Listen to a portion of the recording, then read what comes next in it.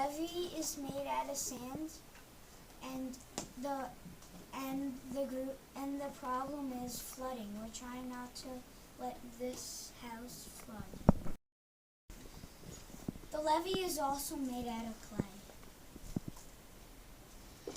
The problem is that whenever it rains a lot or storms occur, houses get damaged or get flooded.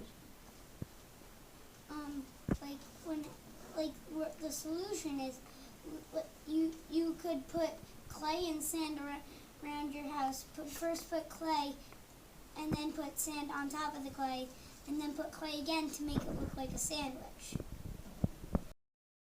Now Jake's gonna pour the water and see if it floods.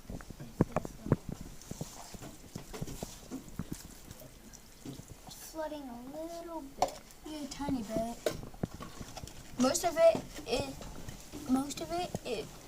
isn't flooded. Yeah, but he didn't Most of fall it's- down. Yeah. So Yeah. it didn't It's really just flood. it's just a tiny bit flooded. Right there. Right there is a tiny bit flooded.